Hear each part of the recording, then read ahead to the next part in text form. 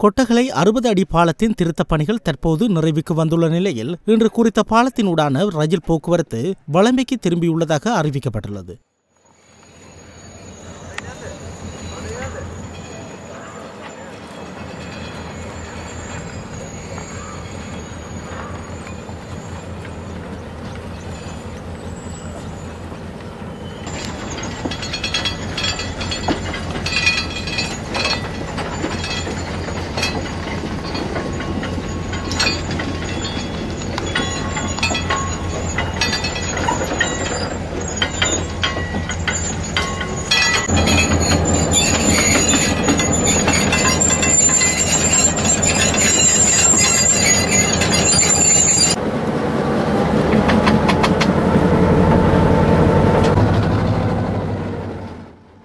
இந்த நிலையில் பரீட்சாத்த ரயில் இன்றைய தினம் காலை 11 மணியளவில் பாலத்தினூடாக செலுத்தப்பட்டு உறுதி செய்ததன் பின் திருத்த வேலைகள் நிறைவடைந்தன.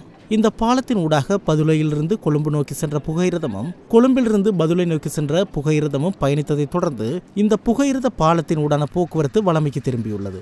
கொழும்பு பதுளை பிரதான புகையிரத போக்குவரத்து பாதையில் கொட்டகலை புகையிரத நிலையத்துக்கு அருகாமையில் 110வது மைற்கட்டை பகுதியில் கடந்த 13ஆம் தேதி அதிகாலை 2 மணியளவில் புகையிரத பெட்டிகள் 4 தடம் புரண்டு விபத்துக்குள்ளாகியது.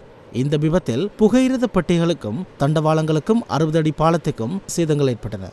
கடந்த 6 நாட்களாக இரவு பகலாக புகையிரத திணைக்கள அதிகாரிகள் மற்றும் பொறியியலாளர்கள் ஈடுபட்டு அதனை சீர் செய்ததை தொடர்ந்து இந்த பாலத்தின் ஊடாக பரீட்சாத்த புகையிரதம் ஒன்று அனுப்பி சோதனை செய்த பின் புகையிரத போக்குவரத்து வழமைக்கு திரும்பியதாக அதிகாரி ஒருவர் குறிப்பிட்டுள்ளார்.